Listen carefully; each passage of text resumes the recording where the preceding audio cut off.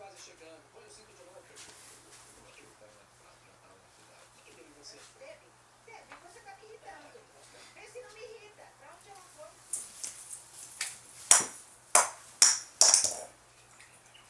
Deb, qual é? Você vai estragar o seu encontro com o Bill. Ele que estragou tudo.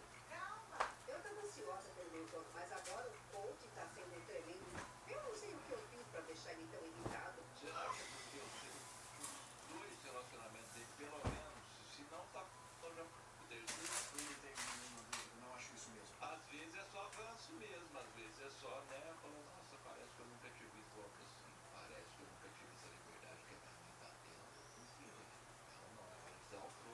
Às vezes é só vingança, velho. Tô começando a achar que essa viagem foi um grande erro. Já uma viagem longa, porque encontrou um homem sobre o qual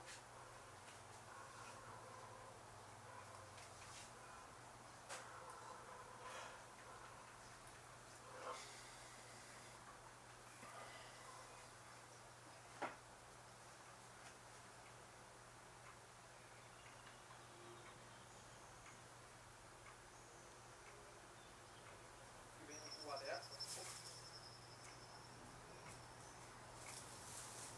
Performance characteristics and its limitations. If successful.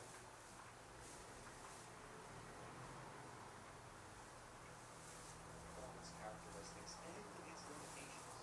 If successful.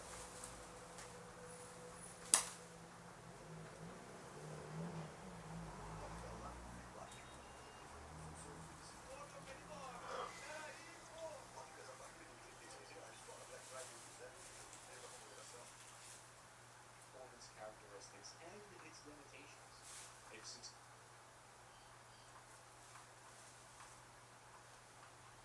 Insurgents killed in the battle was an Algerian who was essentially a professional jihadist soldier because he was a militant that was a veteran of several insurgent campaigns throughout Africa and the Middle East. One of the ways they figured this out was they took shrapnel from a U.S. bomb from one of his wounds that he had gotten in Iraq 10 years prior. The Marine Raiders looks like they cut his career short, though.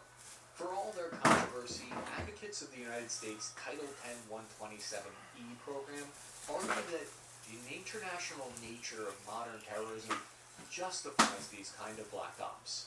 And our next mission comes to us from one of these Title 10 127E programs.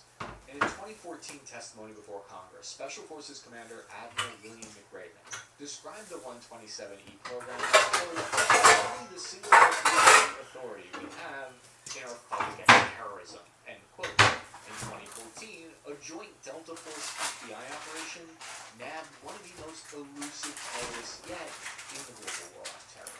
Ahmed Abu Khatala was a prime suspect in the 2012 attack against the American diplomatic compound in Benghazi that resulted in the deaths of U.S. ambassadors and U.S. Foreign Service member and 2 CIA security contractors. So Benghazi was another covert mission in Africa that was largely unknown from the public. And you probably already know and are aware of that whole story in Benghazi, but you likely don't know about the follow-up revenge mission to track down the guy who was responsible for it.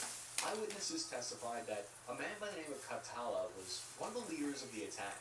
This gave him a one-way ticket to the top of America's most wanted list. Knowing the U.S. was after him, this is crazy, Khatala publicly taunted the United States in the news.